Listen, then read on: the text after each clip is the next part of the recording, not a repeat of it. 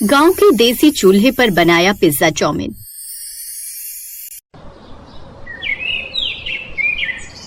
माधुरी बहुत ही सुशील और संस्कारी लड़की थी, जिसने अपने परिवार को बहुत संभाल कर रखा हुआ था। उसके घर वाले उसे बहुत ज्यादा पसंद किया करते थे। एक दिन माधुरी जब अपनी सास के पैर दबा रही होती है, तभी उसकी सास पार्वती कहती है, सच में माधुरी तू कितनी अच्छी है। मैं बहुत खुश नसीब हूँ जो मेरे घर में छोटी बहू के रूप में तू आई है, वरना मेरी बड़ी बहू नेहा तो अपने परिवार को लेकर अलग हो गई और शहर चली गई। कोई बात नहीं माँ जी, हर किसी को परिवार के साथ रहने की आदत नहीं होती, इसमें दीदी गलत नहीं है। जब उन्हें परिवार का महत्व समझ में आएगा तो वो वापस आ जाएंगे। उन्हें अलग हुए 15 साल हो गए, अब तक तो मेरे पोते पोती बड़े भी हो गए होंगे। अगर उसे अपनी गलती का एहसास होता तो एक बार तो उन्हें कम से कम हमसे मिलवाने के लिए लेकर आती। मुझे बहुत अफसोस होता है। माँ जी, अब ज्यादा चिंता करेंगे तो आपकी तबीयत खराब हो जाएगी, इसलिए ज्यादा कुछ मत सोचिए। मैं अभी आपके लिए कढ़ी चावल लेकर आती हूँ। मैंने लाल मिर्च का तड़का मारकर बहुत अच्छी कढ़ी बनाई है। माधुरी ये बोलकर अपनी सास के लिए खाना लेने के लिए चली जाती है। दरअसल माधुरी को बहुत अच्छा खाना बनाना आता था और हर कोई उसके खाने की बहुत ज्यादा तारीफ भी किया करता। ऐसे ही एक दिन जब माधुरी और पार्वती घर में अकेले थे, तभी नेहा रोते हुए अपने दोनों बच्चों के साथ आती है और उसे रोते हुए देखकर पार्वती पूछती है, तू यहाँ कैसे और तू इतना रो क्यों रही है? हुआ क्या है, क्या बात है? माँ जी, मैं अनुराग को लेकर अलग तो हो गई थी, लेकिन धीरे धीरे उन पर काम का प्रेशर बढ़ने लगा। उनका बिजनेस में लॉस होने लगा और इसी चिंता के चलते एक दिन जब वो गाड़ी से आ रहे थे तो उनका एक्सीडेंट हो गया। अब हमारे पास सिर छुपाने के लिए भी जगह नहीं है। नहीं नहीं भगवान, ये क्या हो गया? मेरे बेटे को तूने क्यों छीन लिया? वैसे भी इतने सालों से मुझसे दूर रखा और अब उसे हमेशा के लिए दूर कर दिया मुझसे। पार्वती और नेहा गले लगकर रोए जा रहे थे। माधुरी उन सबको सहारा देती है। धीरे धीरे नेहा तो अपने आप को संभाल लेती है, लेकिन नेहा के बच्चे रवि और चिंकी गांव में रहने की आदत ना होने की वजह से बहुत परेशान रहा करते, ढंग से खाना भी नहीं खाते। एक दिन माधुरी उनके लिए छोले चावल लेकर जाती है। देखो बच्चों, बच्चों को तो छोले चावल बहुत पसंद होते हैं ना, मैंने तुम्हारे लिए छोले चावल बनाए हैं, अब जल्दी से खाना खा लो। चाची, हमें ये सब कुछ अच्छा नहीं लगता है, हमें गांव में रहना बिल्कुल भी पसंद नहीं। गांव में तो अच्छा खाना भी नहीं मिलता। काश पापा होते तो हमें यहाँ नहीं रहना पड़ता। लो कर लो बात, क्या तुम्हें ये गांव सिर्फ खाने की वजह से पसंद नहीं है? आखिर क्या खाना है तुमको? चाची, क्या फायदा आपको बताकर, मुझे पिज्जा बहुत पसंद है और चिंकी को चाउमीन। अब गांव में तो ये सब चीजें नहीं मिलती ना, और हमारा गांव तो बहुत ज्यादा पिछड़ा हुआ है, यहाँ पर तो ये चीजें सपने में भी नहीं मिलेंगी। ये बात तो सच है बच्चों। रवि ने देखा कि माधुरी का चेहरा उतर गया था। चाची, आप बिल्कुल भी उदास मत होइए, हम इसे ही खा लेंगे, आपको बिल्कुल भी फिक्र करने की जरूरत नहीं है। रवि ये बोलकर थाली ले लेता है, जिसके बाद माधुरी रसोई में जाती है। अगले दिन वो बहुत ज्यादा उदास होती है, क्योंकि उसके खुद तो अभी कोई संतान नहीं थी, लेकिन अपने भतीजे और भतीजी को उदास देखकर उसे बिल्कुल भी अच्छा नहीं लग रहा था। गांव वाले चाहे तो क्या क्या कर सकते हैं, फिर पिज्जा और चाउमीन बनाना कौन सी बड़ी बात है। मानती हूँ कि हमारा गांव ज्यादा पिछड़ा है और यहाँ पर इन चीजों के ठेले नहीं है, लेकिन किसी न किसी को तो शुरुआत करनी पड़ेगी ना, तो फिर मैं क्यों नहीं। रवि और चिंकी एंड्रॉइड फोन चलाया करते थे। अब माधुरी उन दोनों के पास जाती है और कहती है, बच्चों तुम लोगों को पिज्जा चाउमीन अच्छी लगती है ना? चलो उसके अंदर जो भी सामान डाला जाता है वो मुझे बताओ, आज हम तीनों मिलकर एक प्रयोग करेंगे। भैया, प्रयोग क्या होता है? एक्सपेरिमेंट पगली, तुझे इतना नहीं पता? प्रयोग करेंगे मतलब एक्सपेरिमेंट करेंगे। अब रवि अपना स्मार्टफोन निकालता है और उस पर पिज्जा और चाउमीन की रेसिपी देखने लगता है और थोड़ी देर में वो सारा सामान जमा कर लेते हैं। लेकिन तभी रवि कहता है, चाची, ये सारा सामान तो जमा हो गया, लेकिन हमारे पास ओवन तो है नहीं, बिना ओवन के चाउमीन बन जाएगी, लेकिन पिज्जा कैसे? बच्चों, ये YouTube हर समस्या का हल है। अब तुम YouTube पर ये खोज रहे थे कि पिज्जा कैसे बनाए, अब ये खोजो कि बिना ओवन के पिज्जा कैसे बनाए। YouTube काका खुद सब कुछ बता देंगे। अब रवि फोन हाथ में लेता है और YouTube पर सर्च करता है कि बिना ओवन के पिज्जा कैसे बनाए, और थोड़ी ही देर में तवे पर पिज्जा बनाने की रेसिपी आ जाती है। माधुरी ने बिना देर के चूल्हे में आग लगा दी और ये सब कुछ बनाने लगी। तभी अपने दोनों बच्चों को कमरे में ना देखकर नेहा भी रसोई में आई और बोली, अरे रवि, चिंकी, तुम लोग यहाँ हो? मुझे ऐसा लगा था कि तुम्हें शहर जाने का मन कर रहा है, इसलिए तुम इधर उधर कहीं निकल ना जाओ। मैं बहुत ज्यादा घबरा गई थी। तुम चाची को परेशान तो नहीं कर रहे? बिल्कुल नहीं मम्मी, हमने YouTube से पिज्जा और चाउमीन घर पर बनाने की रेसिपी देखी है, हम वही बना रहे हैं। कैसी बातें कर रहे हो? इस मिट्टी के चूल्हे पर गांव के अंदर तुम पिज्जा और चाउमीन थोड़ी बना पाओगी। और मेरे बच्चों ने तो बहुत महंगे महंगे डोमिनोज के पिज्जा खाए हैं। उसका मुकाबला ये चूल्हे का पिज्जा चाउमीन कैसे कर पाएगा? भाभी कोशिश तो करने दीजिए। बच्चों को हमेशा ये सीखना चाहिए कि कोशिश करके हार मानो, पहले नहीं। और वैसे भी इस चाउमीन और पिज्जा को बनाने में बच्चों ने खुद भी मेहनत की है, तो मेहनत का तो स्वाद आएगा ही। थोड़ी देर में पिज्जा बनकर तैयार हो जाता है, बिल्कुल कुरकुरा, रंग बिरंगा और सब्जियों से सजा हुआ। और उसके बाद कढ़ाई चढ़ाकर तड़का लगाकर माधुरी चाउमीन बनाने भी लगती है। थोड़ी देर में पूरे घर में खुशबू फैल जाती है। पार्वती आवाज लगाकर कहती है, अरे बहू, आसपास कहीं आयोजन हो रहा है क्या? बड़े अलग अलग प्रकार के व्यंजनों की खुशबू आ रही है। तभी नेहा रसोई से बाहर निकलती है और पार्वती को सब कुछ बताती है। अरे वाह, सच में बहू तो कुछ भी कर सकती है, बस बहू को ठानने की देरी है। नेहा को ये बात सुनकर जलन होती है, क्योंकि भले ही वो अपनी सास के साथ ना रही हो, लेकिन बहू तो वो भी इस घर की थी। नेहा ने अपने मन में कहा, शहर के महंगे पिज्जा और चाउमीन का मुकाबला ये गांव की मिट्टी के चूल्हे पर बना हुआ पिज्जा क्या कर पाएगा? थोड़ी देर में माधुरी बर्तन लेकर, रवि पिज्जा लेकर और चिंकी चाउमीन लेकर आते हैं। पूरा परिवार साथ में बैठ जाता है। नेहा पिज्जा और चाउमीन की रंगत को देखकर हैरान रह जाती है। ये तो किसी 7 स्टार होटल का खाना लग रहा है। माधुरी, ये सब कुछ तुमने कैसे किया? रवि बड़ी मासूमियत भरी आवाज में बोला। मम्मी, चाची तो बहुत टैलेंटेड है। हम तो बेकार में गांव आने से डर रहे थे। सच में चाची को सब कुछ बनाना आता है, और चाची के साथ हमने भी पिज्जा और चाउमीन बनाने की पूरी रेसिपी सीख ली है। सभी परिवार वाले पिज्जा खाते हैं, चाउमीन खाते हैं। नेहा को एहसास होता है कि वो कितनी गलत थी। नेहा अपनी गलती स्वीकार करने का फैसला करती है और सभी लोगों के आगे कहती है, मैं कभी नहीं चाहती थी कि अनुराग अपने परिवार के साथ रहे, ताकि उनकी सोच पुरानी ना हो जाए। वो मेरी ड्रेसिंग सेंस पर रोक ना लगाएं, और फिर जब बच्चे हुए तो बच्चों में गंवारपन ना आ जाए, इसलिए मैंने उन्हें गांव से दूर रखा। लेकिन आप लोगों की सोच और क्षमता मुझसे कहीं ज्यादा ऊपर है। मैंने बहुत बड़ी गलती कर दी। शायद मेरे बच्चे और ज्यादा टैलेंटेड होते अगर वो आप लोगों की छाया में रहे होते तो। दीदी, शहर या गांव से कुछ नहीं होता, बस परिवार में अपनापन होना चाहिए। अब तो हम एक साथ रहेंगे ना? आपको क्या लगता है कि मैं अनपढ़ हूँ? मैंने डबल डिग्री हासिल की है। गांव का होना अनपढ़ता या फिर पुरानी सोच को नहीं दर्शाता। किसी की जगह से हम उसकी क्षमता का आकलन नहीं कर सकते।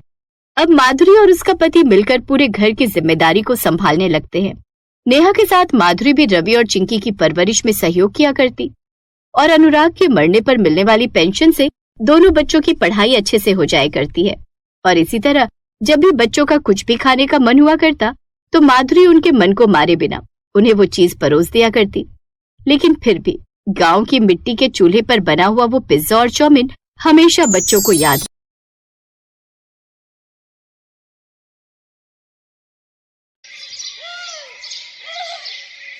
चंदनपुर में 24 साल का लड़का धर्मेश अपने माता पिता के साथ रहता था। अपने माता पिता का वो इकलौता लड़का था। उसके पिता की चाउमीन की दुकान थी, जो उनकी आमदनी का जरिया थी। एक रोज, ओफो, ये कमबख्त सोया पड़ा है। अरे सुबह के 10 बज रहे हैं। इस बरखुरदार को कोई चिंता ही नहीं है। क्या हुआ बाबा? क्यों सुबह सुबह राशन पानी लेकर मुझ पर चढ़ रहे हो? मैंने क्या किया है? कितनी बार कहा है तुझे कि काम धंधे में मेरा हाथ बटाया कर, लेकिन तू है कि आवारागर्दी करने के अलावा तुझे कुछ दिखता ही नहीं। बाबा, आप अच्छी तरह से जानते हैं कि मेरे सपने कितने बड़े हैं। हाँ, अच्छे से जानता हूं। तू और तेरे ये मुंगेरी लाल के सपने। अरे, अपने देश में क्या पैसों की कमी है जो तुम दूसरे देश जाने के सपने देखते हो? ओफो, आपसे तो बहस करना ही बेकार है। ये कहकर धर्मेश घर से बाहर निकल गया। तभी उसे पड़ोस में रहने वाली नम्रता मिली। नम्रता धर्मेश की प्रेमिका थी। अरे धर्मेश, गुस्से में बड़बड़ाते हुए कहाँ जा रहे हो? क्या हुआ? वैसे मैं तुमसे मिलने आ रही थी। नर्मदा, अभी तुम यहाँ से चली जाओ। मैं बहुत गुस्से में हूँ और बात करने के मूड में नहीं हूँ। एक तो बाबा हमेशा मेरा काम संभाल कहकर मेरे पीछे ही पड़े रहते हैं। बाबा ठीक ही तो कहते हैं। अब वो अपने बेटे से नहीं कहेंगे तो किससे कहेंगे? अच्छा खैर छोड़ो, मैं तुम्हारे लिए खुशखबरी लाई हूँ। कैसी खुशखबरी? कल हमारे यहाँ मेरे पिताजी के दोस्त आ रहे हैं दुबई से, और वो वहाँ के शेख हैं। तुम कल उनसे मिलने आना, और हाँ, अपने बाबा की बनाई हुई चाउमीन भी लेते आना। शेख लोग खाने पीने के बहुत शौकीन होते हैं। क्या मालूम वो तुमसे इम्प्रेस हो जाए और तुम्हें अपने साथ दुबई ले जाए। नम्रता की बात सुनकर धर्मेश का गुस्सा उड़ गया और वो नम्रता से कहने लगा, सच नर्मदा? फिर तो मैं जरूर जाऊंगा उनसे मिलने के लिए। हाँ। ये सब सुनकर धर्मेश बहुत खुश हुआ।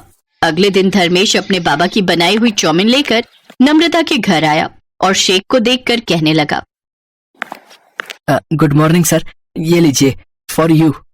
ये क्या होती? मेरे बाबा की बनाई हुई चाउमीन होती, जो कि पूरे देश में बहुत ही प्रसिद्ध होती। प्रसिद्ध मतलब क्या होती? अंकल, उसके कहने का मतलब है कि ये उसके फादर की बनाई हुई फेमस चाउमीन है जो पूरे इंडिया में फेमस है। ओह अच्छा, ये बात होती, तो लाओ हम इसको टेस्ट करती। शेख वो चाउमीन खाता है जिसे खाकर वो बहुत खुश होता है। वाह वाह, क्या टेस्ट होती इसका, वाह। वैसे तुम्हारा क्या नाम होती और तुम क्या काम करती?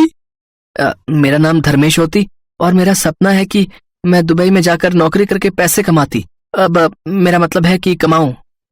ओह अच्छा अच्छा, हम यहाँ एक बड़ी डील के लिए आती। अगर हमारी वो डील पक्की हो जाती तो हम बहुत बड़ा बिजनेस शुरू करती और फिर तुम हमारे साथ दुबई जरूर जाती। सच? वाह, फिर तो मजा ही आ जाती। तभी एक बड़ी सी कार नम्रता के दरवाजे पर आकर रुकी, जिसमें एक बहुत ही अमीर दिखने वाला व्यक्ति बैठा था।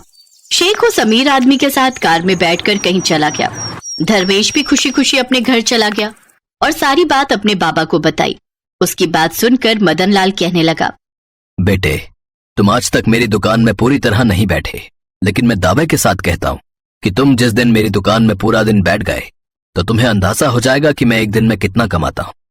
और जिस दिन मैं दुबई चला गया ना बाबा, उस दिन आपको अंदाजा हो जाएगा कि दुबई में कितनी इनकम होती है और दुबई के लोग कितने टैलेंटेड होते हैं।